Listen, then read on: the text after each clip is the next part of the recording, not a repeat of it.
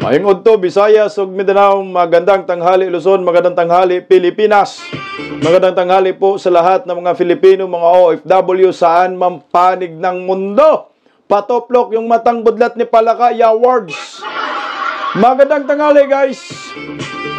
Magandang tanghali sa lahat ng mga Esconians, Duterte diehard supporters, Bantag supporters, sa lahat po ng mga KOJC, mga tutubo saan man panig ng mundo.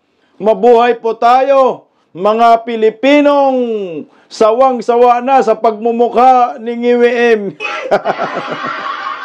Patoplok mga kabisdak. Sa mga bagong pasok sa Bisdak Pilipinas, baka naman pwedeng pa-like, pa-share, pa-subscribe din. Pindutin nyo rin po ang inyong notification bell upang lagi po kayong manotify sa ating mga pinakabago at pinakamagandang balita dito sa Bisdak Pilipinas. Saka Sin of the Palaka. Ay, kamusta? Medyo mainit pa rin po ngayon ang panahon. Oy, sa mga lagi pong nakasubaybay sa Bisdak Pilipinas, sa lahat po ng naniniwala sa ating pakikibaka at ating pinag-uusapan araw-araw, 2 bisis sa isang araw tuwing alas 2 at alas 7, alas 8 ng gabi.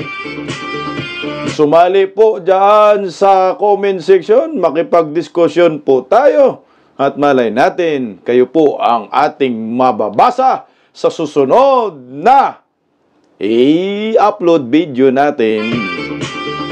Magandang tanghali po sa lahat ng mga silent subscribers and followers ng Team Bisdak Pilipinas. Team Replay, gandang tanghali sa inyo. At maraming salamat sa mga walang sawang pagsuporta sa Bisdak Pilipinas. Sa mga nagpa-super thanks, thank you so much po. Angelito Ramirez, thank you, mabuhay po kayo. At basahin po natin yung mga ilang nagkomento kagahapon sa ating mga in-upload na video. Sabi naman ni Jenny Escobar, mga lawyer at senator, dapat niyong kasuhan si George Garcia dahil halatang halata naman ang kanyang pandaraya mismo di amigo. Dapat to talaga ikulong to ni Mal. Sabi naman ni Catalina Simon, dapat i-demand ang pag-resign ni George Garcia ang mandaraya. Dapat siya gusto yata ni George Garcia na magurumentado mga Pilipino sa harapan ng Comelec, no? Ari naman kay Marilyn, tambakan mo yan. Dapat si Tolpo ay disqualify kasi di naman Filipino mismo. Hindi nga ho yan na tuloy yung pagiging DSWD, di ba? Na-disqualify po ngayon dahil sa citizenship. Ngayon, putsain, senador. Grabe ka, George, ha? Ginawa mong mga ugag ang mga Pilipino, 80-80. Sabi naman ni Dulce Amores, Binoto ng family namin ang Duterte Youth dahil sa katapangan, prinsipyo, dignidad, integridad, na may tunay na pagmamahal at malasakit sa bayan. Mabuhay kayo, Duterte Youth. God bless. Alam mo ako, suportado ko man yung Duterte Youth. Kaso, siyempre, yung inano ko dito, sinigaw, ay yung ipanaw. Kasi nga, ang Duterte Youth, sure naman na meron silang spot talaga sa Kongreso. Pero gusto ko po kasi makapasok din si Eric, no, Doc Badoy, na maganda sana kabalitaktakan ng Kabataan Party List, no, diyan sa Kongreso. So anyway, sumali sa diskusyon, sa komento, diyan sa inyong mga comment section, baka sa susunod, kayo po ang aking mababasa. Ano ba ang ating hinintay mga kababayan ko? Tara na, umpisahan na natin ito. Bisdak! Patoplok po mga kababayan ko. Ito po ang ating pag-uusapan ngayon sa Bisdak Pilipinas. Vice President Inday Sara Duterte may isasagot kay Ngagba reconciliation sa pamilyang Duterte. Ito may isasagot pa. Iba yung may sagot na at may isasagot. Ito po yung posibleng kasagutan ni Vice President Inday Sara dahil wala pa namang sagot. Meron po tayong nahagilap na isang video na talagang sinabi po ni Vice President Inday Sara Duterte, hindi ako yung taong mabibili sa pera at hindi ako magpapa-arreglo awards. Tama lang naman. Pagkatapos ng lahat, tinarantado si Tatay Digong. Inday Sara, pina-impeach, magpa-arreglo. Pagkatapos mambugbog, tapos yung binugbog, gaganti, sabay sabi, ayaw ko ng gulo.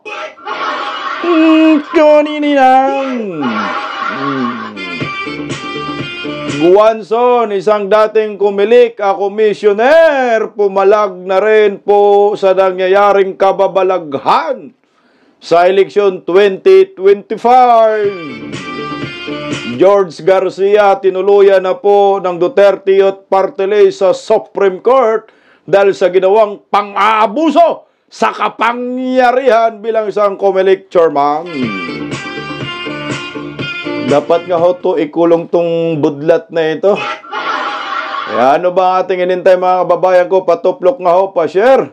Tara na, pakinggan po muna natin ang galit ng isang Duterte Youth Chairman Cardiman. Narito po, sumugod na po sa Supreme Court kagahapon Chairman Ronald Cardema po ng Duterte Youth Party List. Tayo po ay nag-file ng petition for certiorari at nagpapa-TRO po tayo dun sa ginawa kahapon ng Comelec. Bakit? Sa tingin po natin, merong grave abuse of discretion ng Comelec kahapon. Sinabihan lang kami na hindi kami kasama sa proclamation tanghali bago mag-proclamation mismo. Kung sinabi nila last week yon, di na gawan namin ng paraan, pero parang sinadya na talagang 3-4 na oras bago yung proclamation, tsaka kayo magsasabi na hindi kayo kasali. Unang-una, bakit sa tingin namin merong grave abuse of discretion? Kasi discretion na lang pala ng Comelec ngayon kung kailan sila magpoproklama ng duly elected winners sa eleksyon. Alam nyo sa ating bansa, ang katunayan na nga lang na merong demokrasya dito sa bansang ito, tuwing 3 taon, nagpupunta tayo sa halalan, bumoboto tayo. Correct. Ang Duterte Youth Party List po ay ibinoto ng lampas 2 milyong Pilipino. Pag pumunta kayo sa resulta ng Comelec, pag tiningnan nyo yung local absentee voting ng ating mga pulis at sundalo, ang number 1 na binoto ng ating mga pulis at sundalo, Duterte Youth Party List. Pag pinuntahan nyo yung mga overseas voting precincts, pumunta kayo, tingnan nyo sa Amerika, sa Hong Kong, sa Middle East, sa Japan, karamihan, Duterte Youth Party List ang number 1 na ibinoto. At maliban doon, lampas 2 milyong Pilipino na nandito sa bansa, tayo ang binoto para kahapon makita nila ang kanilang kinatawan na maproklama. Bakit sasabihin bigla ng Comelec na dahil sa isang 2019 na kaso, very serious daw yon, very grave, i-hold muna yung proclamation. Una, masabi ko sa inyo, existing na yung house show na kaso na yon noong 2019 pa. Pero, binigyan tayo ng proclamation for the 2019 elections. Noong 2022, existing pa rin yung 2019 na kaso na yon. Pero, pinasali tayo at binigyan tayo ng proclamation. Bakit ngayon, kung kailan tayo ang nasa taas, tayo ay magkakaroon ng 3 seats, bakit biglang sasabihin, very serious yung mga kaso na yun? Very serious pala yung kaso na yun Bakit yung huling hearing natin, December 2019 pa, nakalagay doon 1 month, mare-resolve na nun? Bakit kalahating dekada na hindi nyo na-resolve? Ganun pala ka-serious. Yun lang yung kaisa-isang sinabi kahapon, isang paragraph, because of very serious allegations, alleged grave offenses, i-hold muna yung Duterte Youth Party List at BH Party List. So, ano naman yan? Very grave abuse of discretion nyo. Kailan nyo lang ililitaw yung lumang kaso, discretion nyo kung ihihinto yung proclamation. Ang hindi alam ng lahat, yung inattach namin dito, yung mga petitioners na nag-file ng kaso sa Comelec noong 2019, dahil re-releasean na kami for the 2019 elections noon ng Certificate of Proclamation, ang ginawa nila, pumunta sila sa Supreme Court. Final nila yung same allegations na yon. At ang ginawa ng Supreme Court, within 1 month, dinispis ng Supreme Court. Wala daw basis yung sinasabi ng mga same petitioners na yon. Baka hindi nila sinabi sa Comelec na parang nag-forum shopping sila Dahil ang tagal sa COMELEC, tinaas nila dito, napahiya sila sa Supreme Court, kaya simula 2020 hanggang 2025, hindi na nila binanggit uli yung kaso na yon. Bakit nila binanggit nung huling linggo ng March? Kasi nung third week of March, nag-number 1 bigla sa isang survey, yung Duterte Youth Party List. So yung mismong mga petitioner, kung kailan lang nila makita na, nako, number 1 na pala, ipaalala natin, meron tayong kaso. Alam nyo ba yung final sa amin ng mga kaso? Kahit hindi kayo abogado at yung mga nakikinig nating kababayan hindi abogado, kahit kayo mabobobo doon sa mga kaso. Unang-una, pinailan kami ng vote buying. Bakit daw? Kasi daw nag-speech daw ako noong 2019, sinabi ko, kapag nanalo ang Duterte Youth Party List, lahat ng aming pondo ay ibibigay namin sa taong bayan, wala kaming kukurakutin kahit piso. Yun yung mismong statement. Pinailan kami ng vote buying dahil daw pinangako namin na lahat ng pera ng aming magiging opisina, iaalok namin sa taong bayan. Sa dami-dami ng kilala nating gobernador, congressman, mayor, at kandidato at mga kalaban nila na tunay na nagvo-vote buying, ang nakasuhan pa sa COMELEC Central Office, yung isang hindi naman talaga nag-abot ng piso, kahit kaninong butante, kami pa ang nakasuhan ng vote buying. Yun yung isa sa kaso nila noong 2019. Okay, tuloy lang natin si Ronald Cardema. Palike guys. Noong 2019, isa pang kaso nila. Sabi ko daw, ang sabi ko kasi sa isang speech ko, kapag kami nanalo sa Duterte Youth Party List, dedebatiin namin kayo sa Kongreso hanggang maubos kayo. Siyempre ang ibig ko sabihin, dahil mahilig tayo makipagdebate, yung parang ginawa namin ni Kaloy Zarate, ng Bayan Muna, debate kami ng debate hanggang matalo siya. Yun yun. Ang final sa akin ng Kabataan Party List, yung dulo lang, yung hanggang maubos kayo. Nilagyan nila na attachment, Chairman Cardema is promoting mass murder in the Philippines. Diyos ko naman, kung mapapamura ka na lang talaga eh. Yun yung mga klase ng kaso na kinaso sa amin noong 2019, kaya nakapending pa rin sa COMELEC. Nasagot na namin yun. Tapos, dahil ayaw, desisyon na ng COMELEC sa sobrang pagkahawsaw, ni-raise nila dito para mapigilan sana kami noong 2019, 2020. Dinismiss sila dito. Sabi ng Supreme Court, walang basis yun. So, inattach namin dito na noong 2020, nag-decide yung Supreme Court doon sa same allegations nila na walang kwenta yon. Baka hindi nakita ng COMELEC na ginawa ng mga petitioner yun eh. Ang masabi ko sa inyo, binoto kami ng 2 milyong Pilipino. Diba? Ano sabi ng Kabataan Party List? Deserve daw namin to. Binoto lang sila ng 300,000. Kami binoto ng 2,300,000. Bakit ganun ang mga Pilipino? Dahil naniniwala ang ating mga pulis, sundalo, OFWs at milyong-milyong Pilipino na yung ginagawa namin, yung dapat ang gawin. Sino ang kaisa-isang nag-file sa Kongreso ng panukalang batas para ibalik ang death penalty para sa mga kurakot, mandarambong, teroristang NPA at heinous criminals? Walang iba, Duterte Youth Party List lang. Sino ang nakikipag-away para ang inyong mga anak at apo, after nyo alagaan ng ilang taon, ay hindi ma-recruit ng NPA sa koleyo? Kami lang nakikipag-away doon.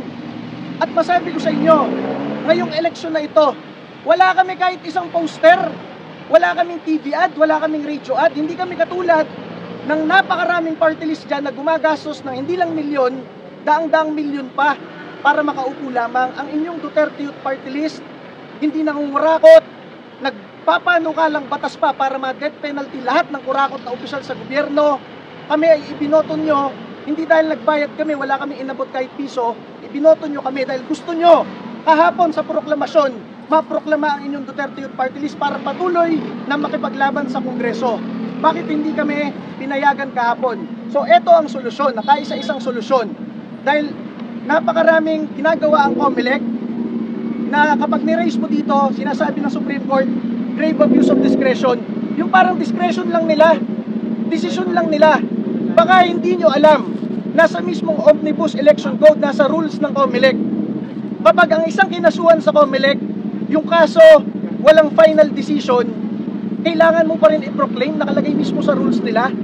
Ang dami-dami dun may kaso. Yung iba dun may kaso ng malversation of funds, yung iba dun may kaso ng corruption at plunder. Si Congresswoman De Lima may kaso pa sa CA. Ang daming may kaso dyan, may isang kaso doon sa citizenship. Lahat yun hindi serious para sa COMELEC. Ang pinaka-serious sa kanila yung sa amin. Yung sinabi ko daw, mass murder in the Philippines, sabi ng Kabataan Party List, at yung namili daw kami ng boto dahil nangako kami na lahat ng aming pondo iaalay namin sa taong bayan. Yan ang masabi namin, at sana po dinggin ng Korte Suprema itong TRO na ito dahil ito na lang ang huli nating mapupuntahan para ang boto ng taong bayan ay ma-recognize. Sinasabi ng COMELEC at ng ating gobyerno, bumoto kayo. Ang kada boto ay mahalaga. Sanctity of the ballot. Eh hindi lang isang boto na tanggap namin. 2 milyon, lampas 2 milyong Pilipino dito sa ating bansa. At karamihan ng nasa ibang bansa ang ibinoto ang inyong Duterte Youth Party List. Sana pakinggan tayo ng Korte Suprema. Sana naman matauhan tong COMELEC. Napaka-grave abuse of discretion talaga. Pasensya na. Palakpakan natin si Ronald Gardima. Grabe naman kasi itong COMELEC, masyado ng nami-personal talaga. Wala na, ano na to, hindi na ho talaga nila ginagampanan yung kanilang trabaho. Personalan na ba ika nga, na pag ikaw ay alam nila na kritiko ka ng gobyerno, gigipitin ka, papahirapan ka, ito yung mukha ngayon ng gobyernong Marcos. Nakakalungkot dahil ito binoto ng mahigit 2 milyon, hindi pinoproklama. Personalan nga, halatang halatado na itong si George Garcia sa kanyang mga galawan. Yung galawan niya, pag kalaban sa gobyerno, nagkikriticize, ginigipit, pero pagkakampi, siyempre, binibigyan ng pabor. Tingnan mo, hindi na nga gumastos yung mga yan. Ako sa totoo lang, hindi ako nakita ng political ads or sa social media ads, itong Duterte Youth or kahit yung mga streamer, mga billboards sa kalsada, wala akong nakita. Talagang binoto ho sila ng taong bayan. Ganun talaga, kahit hindi ka ng mga ngampanya, basta mahal ka ng mga Pilipino, talagang iboboto ka po, mantakin mo naka 2 milyon. Eh wala, ang COMELEC, chairman, ay hawak ni Palaka. Kung sino bang mga hayop yung nasa Palacio de Polvoron, ang nagkontrol kay Palaka, may araw din po kayo. Kagaya ho nitong dagdag bawas na nangyayari sa kakatapos lang na eleksyon, mga overvotes, na marami na nga hong pumalag ng mga abogado, Atty. Torion at PDP, narito. Nagulat po tayo dahil pumalag din po itong si Guanzon, isang pinklawan, na ngayon, dati po rin itong COMELEC commissioner. Napansin din po niya yung mga overvotes, kaya ito pinalagan si George Garcia. Pakinggan po natin mga kabistak itong balitang ho ito. Kinukasyon ni dating COMELEC Commissioner Rowena Guanzon ang Commission on Elections matapos umanong pumalo sa halos 30% ang mga balotang may overvotes sa katatapos lamang na 2025 midterm elections. Sa datos mula sa NAMFREL, tinatayang aabot sa mahigit 17 milyong overvotes ang naitala sa balota para sa Senado na higit na mataas kumpara sa mga nagdaang eleksyon. Ayon sa tala mula taong 2010 hanggang 2022, nasa pagitan lamang ng 1.5 hanggang 2.5% ng mga balota ang may mga overvotes. Ngunit ngayong 2025, lumobo ito sa 29.89% o halos 30%. Sa kanyang social media post, pinagpapaliwanag ni Guanzon ang COMELEC at binigyang diin na ang ganitong bilang ay absurd o hindi kapanipaniwala at maaring magdulot ng hinala o duda ng malawakang dayaan o pagkakait ng karapatan sa mga botante. Sa harap ng lumalalim na agam-agam, nananawagan si Guanzon sa COMELEC na magpaliwanag sa publiko upang hindi mabahira ng duda ang integridad ng resulta ng nagdaang halalan. Wala, Attorney Guanzon, yung COMELEC ngayon, si George, kahit anong paliwanag, ang ginagawa ay puro palusot. Nanguuto lang ng Pilipino. Alam niyo po, kagulat-gulat ho ito mga kabisdak. Teka lang, ilabas ko lang to guys yung sinasabi ng SMNI na ito ay datos po ito, post mismo to ni Ma'am Rowena Guanzon. Ito dito natin sa kilid mga kabisdak ko. Lang patuplok nga guys. Narito. Yan po ay post ni Ma'am Rowena Guanzon. Sa hindi po nakakaalam, siya po ay dating COMELEC commissioner. Yung graph po, pag tiningnan nyo po, ang sabi niya po dyan, look at this table of overvotes. Senate 29.8% according to NAMFREL. Ang sabi niya, kailangan magpaliwanag ang COMELEC. Yung datos po, ayan meron siyang election year nilagay, 2010, 2013, 2016, 2019, 2022, at 2025. So, mayroong comparison yung overvotes, percentage ng overvotes. Noong 2019, meron ding 2010, meron ding overvotes. Yung overvotes ng 2010 ay 530,788. So, more or less, nasa 1.53% yung overvote siguro against po ito sa turnouts. No? Noong 2013, meron namang 674,945 na overvotes. So, yung difference po ay 2.14%. Noong 2016 ay almost 1,000,000 na po yung umakyat. Ito unofficial naman. 960,000, 1.75%. Noong 2019, ang overvotes ay 1,170,000, lumalabas 2.5%. Noong 2022, meron ding overvotes, unofficial naman ito nilagay niya, 1,130,000, 2.2%. Ngayon, ang nakakatakot, malaking kababalagan na dapat ipaliwanag ito ng Comelec. Ito po 2025, kakatapos lang, merong 17,028,780 na overvotes. Umaakyat sa almost 30% yung overvotes sa nakaraang eleksyon. Isipin nyo po yan. 30% po mga ubob. Sabi na Rowena Ganson, overvotes, ito pa nga sa baba niya, of 18 million is 32 to 33% of votes absorbed at Comelec chair must explain this or people will believe there was a massive fraud and disenfranchisement in this election. Grabe, no? Ang taas ng itinalon. Muntakin mo yung mga overvotes sa mga ilang taon na nakakalipas, ilang eleksyon, 1, 2, 3, 4, 5 na eleksyon. So 15 years, I think, mga 15 years. After 15 years, gumawa ng kasaysayan si George Garcia, 30% po yung overvotes. Kaya dapat ang maraming Pilipino ay mag-ingay dito at huwag po nating hayaan na makalimutan na lang natin itong almost 18 million na overvotes na kagagawa ng gobyernong nakangiwi ang panga.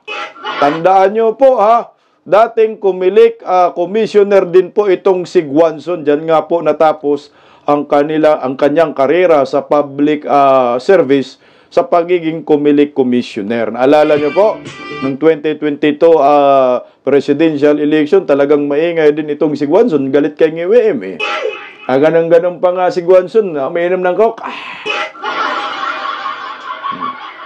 Ito yung malinaw na meron po talagang dayaan at dapat managot yung chairman na ito, dapat kasuhan ito. Bago po tayong dumapo sa susunod na pag-uusapan natin tungkol po dito sa gustong reconciliation ni NGWM sa pamilyang Duterte. Hoy, patuplok po muna, patalastas muna tayo, guys. Ito, pasok NGWM. Ang alyansa, buo po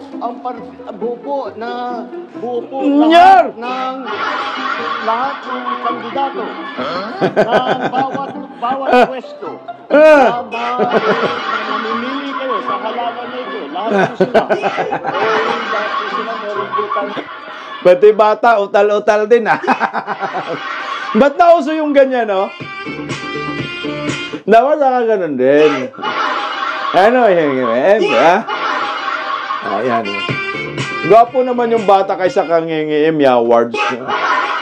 Ito si Tatay Digong. Ako po ay ordinaryo lang, kagaya ninyo. Yan talaga, digong na digong. 75, 76, ganun lang yan. Hindi naman masyado ako nagmamadali kasi. I finished my high school 7 years.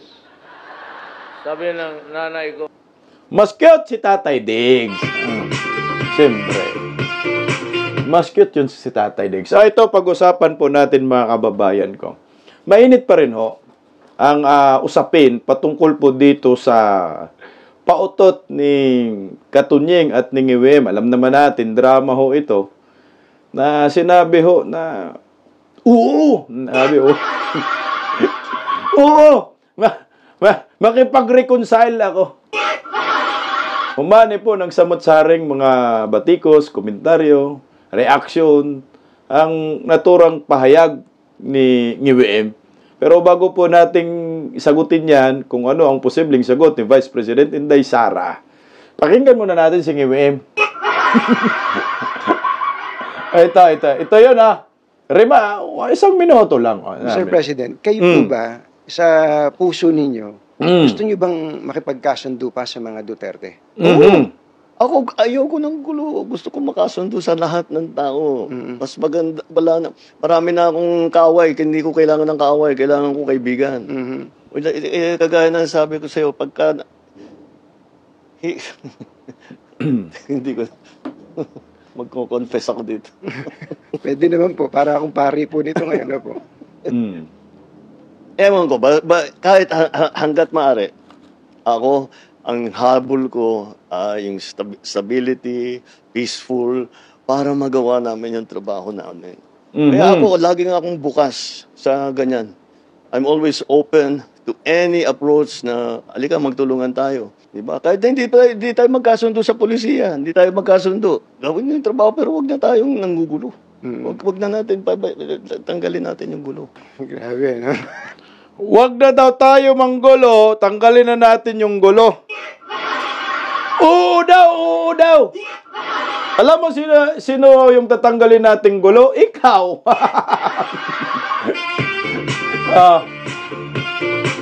Yan yung ano dyan. Tanggalin natin yung gulo. Ikaw yung tanggalin natin. Sabi mo, tanggalin natin yung gulo eh.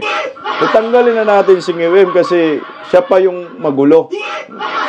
Pero guys, marami pong naglabas ng mga komentaryo na ito ay taktika lamang. Taktika lamang ng isang presidenteng palubog. Taktika lamang ng isang panggulo na pagkatapos mambugbog, nagagantihan ho ng kanyang pinapahirapan na alam niya hindi niya kakayanin yung ganti, ay hito parang peace tayo, parang ganun. Kaibigan tayo, wag ganyan. No. Alam naman natin, itong si Da Junior ay budol-budol ho ito. Yung tatak sa kanya.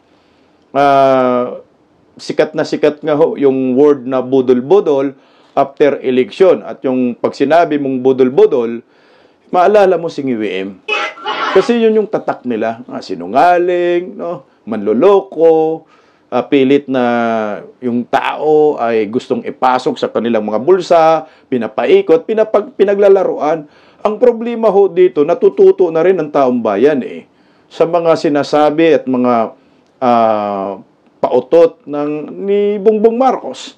Gaya na ho yung 20 pesos per kilong bigas. Pinipilit nila na magkaroon ng katotohanan yung panluloko na 20 pesos per kilong bigas, yung pala bukbukin yung nilabas. Wala na, yung kredibilidad po ni Da Junior is bagsak na ho. Wala na pong maniniwala dyan. Kaya kailangan mag-ingat ho ang pamilyang Duterte sa mga lumalabas sa bibig ni Da Junior. Dahil iba po yung lumalabas sa bibig at iba rin po yung nangyayari. Ganon yung estilo ng gobyerno ni Bongbong Marcos. Para bang pinaglalaruan ka. Ang akala ho siguro nila, yung mga nakapakinig sa kanila, na nanonood sa kanila, ay kayang-kaya nilang utuin at kaya-kaya nilang pasundin at lukuhin.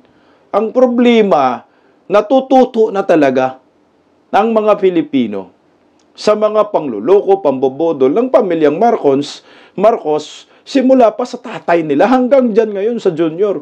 Isipin mo, niloko ka na ng senior, niloko ka na ng junior. Ngayon, magpapaloko ka pa sa ate. Ayaw ko talaga.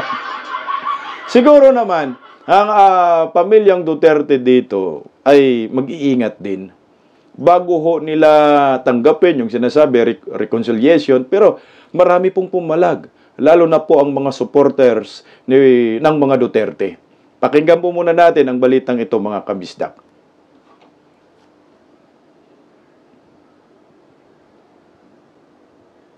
Tila taktika lang daw ni Pangulong Ferdinand Marcos Jr. ang pagsabi nitong bukas siya sa pakikipag-ayos sa mga Duterte. Ayon sa isang political analyst, nakahalata na ang lumalalim na motibo sa biglaang pahayag ni Marcos Jr. na anya'y bunga ng humihinang alyansa at nawawalang suporta ng kanyang mga kaalyado matapos ang midterm election. Narito ang balita ni Verhil Parba.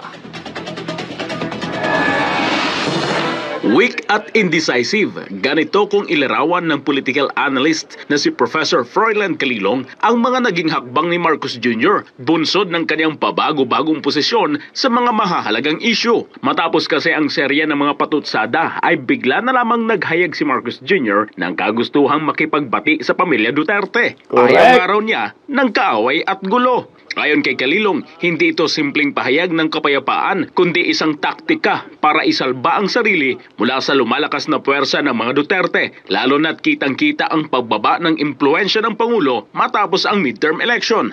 Ang analogy ko rito parang medyo hindi tama, no, na kumbaga nag-job ka na nag-job tapos nakita mo na lumalakas yung kalaban at babawian ka, bigla mong ibibigay yung kamay mo at makikipagbati ka. I don't think that paints a good picture, no. So at the same time, it gives the impression that he is portraying the image nga of a weak and indecisive leader dahil nga ito ay nangangahulugan na hindi niya kayang pangatawanan yung mga salita at yung mga hakbang na ginawa niya in the past.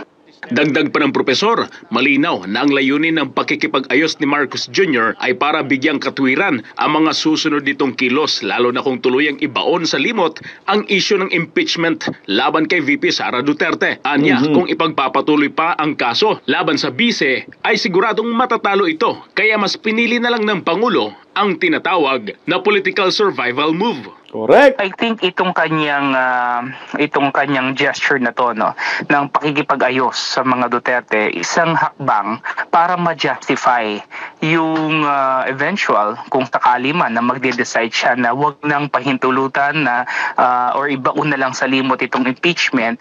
Ito ay parang parang ito yung justifying element sa magiging action na yun. Na kumbaga, kaya ko naman to inurong kasi nga nakipagkasundo na sila sa atin or nagkaroon na tayo ng reconciliation. So para saan pa na magkakaroon tayo ng impeachment? Subalit sa paningin ng maraming Pilipino, hindi na ito nakakagulat pa. Isa na naman itong halimbawa ng tila paulit-ulit na estilo ni Marcos Jr. ng pagbaligtad ng mga naunang pangako at deklarasyon.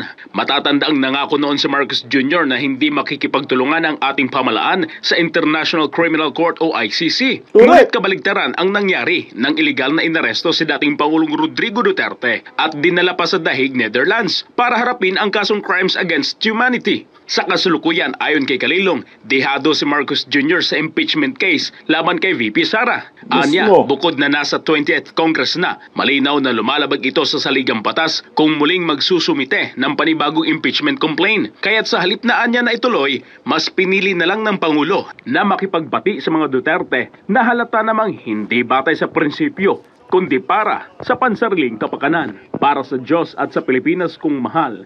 Ito si Verhil Parpa, SMNI News. Ano to si Dayonyor, naramdaman na niya yung lakas ng Duterte. Nakaraang eleksyon, hindi niya akalain na yung mga ini-endorso ni Vice President Inday Sara, yung 5 ay lulusot. Landslide, number 1 pa yung isa. Nakakuha pa ng 27 million. Kung wala lang tong magic sarap ni George, siguro may manalo sa kanila, 1, 2 Ito yung nakikita ko. May magic sarap lang talaga to si George. At wala to. Kumbaga, political survival. Kasi nga, wala namang bilang sa Senado. At si Inday Sara ay maging presidente na. At yung termino niya ay 3 taon na lang. Wala pang nagawa. No? Paubos na yung kanyang mga kakampi, mga buhaya, nandyan. Pero yung mga Pilipino, no, mga volunteers, mga supporters sa ground, lalo na OFW, mga taga Mindanao, Visayas, wala na ho talaga siyang mapala doon. Kaya siguro kumambyo na. Kaso nga lang, hindi maganda sa isang Pangulo na pagkatapos mo bira ka ng bira sa isang politiko, Tapos yung nakikita mo, medyo lumalakas ang palakas, saka ka naman kumambyo, kumbaga, naurong yung yagbols mo dyan. Pwede naman siguro yan. Kung ako, laruin ko rin yan. O sige, pakasundo po tayo. Pero iuwi nyo muna si Tatay Digong. Pagkatapos mo pinakulong si Tatay Digong, uwi mo na bago tayo magkasundo. Simply as that. Kumbaga, kung gusto mo nang walang gulo, uwi mo si Tatay Digong, tapusin mo yung impeachment. Ibasura mo. Alam din naman yan na walang mangyayari sa impeachment. At si Tatay Digong mukhang pauwi naman din. Pero para sa akin, wag na makipagkasundo ang mga Duterte. Dahil alam naman ho natin, panalo si Inday Sara na sa impeachment, magbabasura naman. Kasi hindi naman po pwedeng talakay ng 20th Congress yan. Kasi 19th Congress naman yung kagagawan yan. I-file nila uli next year na yon. Si Tatay Digong naman, ang kabulilyaso na rin sa ICC dahil yung prosecutor, manyakol din pala.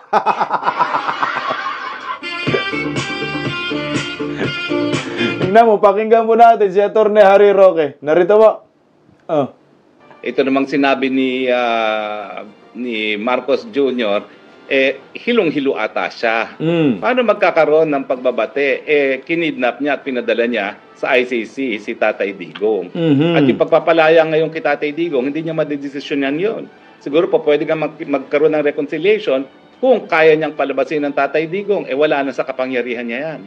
So sa tingin ko, siyang nahehelo kung sa tingin niya all can be forgiven and forgotten sa ginawa niyang kidnapping kay Tatay Digong. Kasi ang ginawa niya, hindi lang nalabag ang karapatang pantao ni Tatay Digong, kundi linabag rin niya ang soberenya. Sino po sa tingin niyo mas dehado dito sa away po nila? Ay bakit? Sino pa ang dehado? Nakakulong si Tatay Digong. So mga Duterte po ang mas dehado. Nandito si Tatay Digong na nakakulong at ito yung talagang pinakaayaw niya mangyari, nahuhusgahan ng mga dayuhang mga maestrado. So sinong nadehado rito kung hindi ang mga Duterte? Correct. Sir, panghuli na lang. Kahapon, at least on my part, kahapon kasi sinabi rin ni President Bongbong Marcos na he has nothing to do with the impeachment case against the Vice President. Papabayaan na lang daw niya na gumulong yung proseso sa Senado. Do you believe doon sa naging pahayag ni PBBM? Kayo naman, maniniwala pa ba kayo sa kahit anong sasabihin ng Marcos Jr.? Sinabi niya dati, we will never cooperate with the ICC because it will violate our sovereignty. Ano nangyari? Siya pa nagpadala. Meron kaming anunsyo, may pureba kami ngayon, na sa punto de vista ng ICC, wala silang kinalaman sa pagdadala dito kay Tatay Digong sa dahig. In due time, aanunsyo ko po yan. Pero yan po ay pureba na walang kinalaman pati ang ICC rito, and it will be a matter of official information na, no? So itigil ng pagsisinungaling, Marcos Jr. Kaya tuloy, ako'y nagdududa na naman. Ako, I'm fair. Hindi ko sinasabing bangag siya. But for as long as hindi niya pinasisinungalingan through a hair follicle test, ayan na naman siya. Baka mamaya high siya nung sinasabi niyang wala siyang kinalaman sa impeachment. Baka lang naman. Ano po ba talaga, attorney, ang punot dulo nitong pag-aaway ng Duterte at Marcos? Kasi ang mga nakikita po natin dati, well, first of all, dati tinatawag niya dating Pangulong Rodrigo Duterte na bangag si Pangulong Bongbong Marcos, tapos napunta na dun sa mga confidential funds. In fact, before that, nag-resign na nga si VP Sara sa Lakas CMD, and even before that, si GMA tinanggal sa Senior Deputy Speaker ng House. Ito yung mga nakikita po natin. Pero ano po talaga ang punot dulo sa pagkakaalam po ninyo? Well, dahil kami, may personal na kaalaman kami ni Bibi Sara bilang dalawa sa nabudol ng pamilyang Marcos, genetic talaga yung kanilang pagnanasa sa kapangyarihan. Genetic, hindi mo matatanggal sa kanila. At genetic din yung kanilang pagnanakaw, paglabag sa karapatang pantao, panunupil ng karapatang lalong-lalo na ng malayang pananalita. Tama, lahi talaga nila yan. Sinabi nga ho ni Tatay Digong Alam mo, Pastor, kung yung dugo mo ay magnanakaw ka talaga, nasa lahi mo yan. Yan ang sinabi ni Tatay Digong. Pero gusto ko lang po balikan yung sinasabi ni Atty. Harry Roque na sino ba daw yung dehado, yung tinanong ng media? Marcos ba o Duterte? Pag tiningnan nyo po sa sitwasyong politika, kapangyarihan ngayon, dehado po talaga ang mga Duterte at dahil inaapi ang mga Duterte ngayon. Ang mga nangyayari. Si Tatay Digong nasa dahig, kinidnap nila. Si Vice President Inday Sara inimpeach. Tapos marami silang pera, kaban ng bayan, resources nila. Yung mga politikong mga buhayan nasa kanila. Yun yung nakikita nating dihado. Pero, pagdating naman po sa mga puso ng mga Filipino, ay di hamak mas lamang ang mga Duterte kumpara sa mga Marcos. Wala mang mga supporter yang Marcos.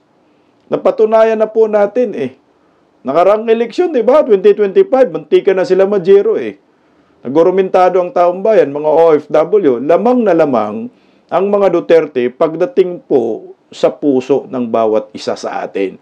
Pero pagdating sa kapangyarihan ngayon, talagang lamang ang mga Marcos. Sa kanila lahat Hinawakan ng mga Marcos ang kaban ng bayan, resources, lahat sila ay nasusunod. Lahat ng gusto nilang mangyari ay mangyayari. Ikukulong ka, nag-criticize, kakasuhan ka, kinakasuhan ka. Kagaya sa Duterte hindi na proclaim. Dahil sineryoso. Attorney Harry Roque, ayan, nilabasan ng warrant of arrest. Marami pong mga pang-aabuso ang gobyernong ito na akala po nila walang katapusan yung kanilang kapangyarihan. Ginawa nila kay Pastor Kibuloy. Yung mga kasong mga binasura niya, binasura na, binuhay pa nila. Sa Kingdom of Jesus Christ, lahat nasa kanila. Pero, hindi naman habang buhay yan, ilang taon na lang, baka bukas, expired na yan. Ano nga ba ang posibleng sagot ni Vice President Inday Sara dito sa reconciliation na sinasabi ni Ngagba na ayaw daw niya ng gulo? Pagkatapos ng lahat, ayaw niya ng gulo. Meron pa akong nakikitang video, guys. Yung sa dahig po ito. Pakinggan po natin. I think sa dahig po ito, hindi ko alam, or dito yata yun, nung kasagsagan ng Office of the Vice President. Galit na galit si Inday. Walang areglo. Pakinggan natin si Inday. No, hindi ako tao na nagpapaareglo. Tsaka hindi ako tao na nabibili ng pera. Ang liwanag sa sinasabi ni Vice President Inday Sara dyan. I think sa Villamor to, guys. Hospital, no? Villamor. Hindi ako yung taong nabibili ng pera. Hindi ako yung taong nagpapaareglo. Hindi talaga yan magpapaareglo. Ang pamilyang Duterte, wala yata sa bokabulary nila yung arigluhan Pag may kasalanan ka sa kanila, may kasalanan ka talaga. So ngayon, tatanggapin mo yung kanilang ganti, tatanggapin mo yung sukli nila sa pang-aapi mo sa kanila. Sa ginawa ho ng gobyernong Marcos, kay Tatay Digong kinidnap kay Inday Sara, may arigluhan pa ba to? Sa nakikita ko, hindi na. Kahit mga supporters ng mga Duterte, hindi papayag ng ariglo dito. Mananagot si Bongbong Marcos at mananagot ang lahat ng may mga nagtatraidor sa bayan. At meron po akong, lagi ko pong sinasabi sa inyo, si Vice President Inday Sara, pag kalaban ka talaga. Kalaban ka for life. Meron po akong i-play na video, medyo luma ho ito, kasi until now, dala-dala pa rin Inday Sara ang ganitong prinsipyo. Kaya yung reconciliation, kalimutan ho nyo yan, walang ganon. O ito, pakinggan natin si Vice President Inday Sara Duterte. Those who want to join us. Yan mo. May nagtanong kanina, which is a very legitimate question. Sabi niya, kalaban namin yan. We cannot ever work. Which is true. Ako, pag may kalaban na kita for life. Tingnan mo. Hindi na kita. Pwede makikita. Pag sinabi kong magkaaway na tayo, tapos na yan, wala na tayong babalikan. Correct. That's a very that's a very, basic parang human nature. Anger, pride. Wala kang anger, wala kang pride, hindi ka na tao. Diba? Correct. Yes. Pero, as I said, and which was announced by Attorney Karen kanina, we can be individually positive. Pwede namang magkalaban kayo dyan. Magkalaban ba tayo? Hindi naman. Wala makakaaway dyan? Wala? Oh. Example, kalaban ko kayo. Kalaban ninyo ako? Of course. Of course, hindi na talaga yan pwede. Yang video na yan, panahon pa yan ni Tatay Digong yung presidente. Tingnan mo, wala pang kalaban dyan si Inday Sara. Sinabi na niya na pagkalaban kita, kalaban na kita for life. Oh, walang arigluhan talaga ho yan. Lalo na ho ngayon. So, sobrang daming kalaban ng mga Duterte at ni Vice President Inday Sara, talagang walang reconciliation to, guys. Walang arigluhan ho ito. Talagang bloodbath po talaga ito. Sinasabi ni Inday Sara. Talagang madugo ho ito na pakikipaglaban ng pamilyang Duterte. Alam mo yung anger pride na sinasabi ni Inday Sara? Putya, mabigat ho yun eh. Kasi tayong mga Pilipino, may kanya-kanya tayong ugali. May kanya-kanya tayong pride sa ating mga sarili. Eh sila, mga pamilyang Duterte, kilala sa sa isang strong political family. No? Yung kanilang political will, matapang, kamay na bakal, magpapaariglo sila. Wala. Alala ko yung mga pinapakain ni Tatay Digong ng mga sigarilyo na foreigner. Yung presidente si Tatay Digong, tanim bala, sige. Mag-ayaw mo tumigil, kainin mo yung bala. Yun yung tatak Duterte. Kasi yung mga ariglo-ariglo na yan, para lang yan sa mga weak. Para lang yan sa mga wala nang mapuntahan ba. Para lang yan sa mga taong malapit na lumubog sa kumunoy. At yung bangka nila, malapit na rin lumubog at babagsak na po yung bahay nila. Kunti na lang. Ano na sila? Pabuwal na. Kunting tulok. Kunting tulak na lang, laglag na sila sa bangin. Ito na yung kalagayan ng pamilyang Marcos. Na pag-aakala siguro ho nila, ay madadala nila ang mga Pilipino sa kanilang kasakiman, katraidoran sa bayan. At akala ho siguro nila, pag tinitira nila ang mga Duterte, ang simpatiya ng maraming Pilipino ay sa kanila, mali ho eh. Ang mga Pilipino ho kasi likas sa atin na kung sino po yung binubugbog at sino po yung inaapi, yung simpatiya talaga natin sa kanila. Kaya nakuha ng mga Duterte yung simpatiya ng maraming Filipino, mantakin mo yung nakuhang boto ni Kuya Bongo, 27 million. Ganon. Ganon yung bagsik ng simpatiya para sa mga Duterte. Hindi pa yan, ha? Hindi pa yan. Ngayon, kung hindi ho talaga nila iuwi si Tatay Digong galing sa Netherlands, nasa kanila yon. Kasi nga nakikita ko po, medyo maganda na ho yung tinatakbo ngayon ng kaso ni Tatay Digong sa Netherlands. Nagkalit-silitsi yung International Criminal Court. Yung Microsoft yata, system ng ICC, no? Down din. Anong gagawin nila? Anong computer nila?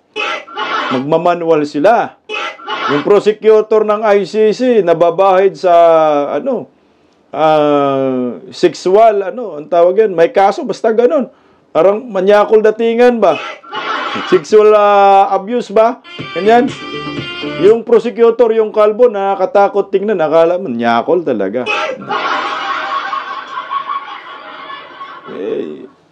Tanggapin nyo na pag gumante ang mga Duterte, talagang sa Bisaya pa, dila raway abod. Sa Tagalog, walang sukat sa gante. Yung mga yan, from Mindanao, may mga lahing mga Muslim. Hindi ho sila papayag talaga na hindi ho sila makaganti sa ginagawang katarantaduhan ni Ngiwim.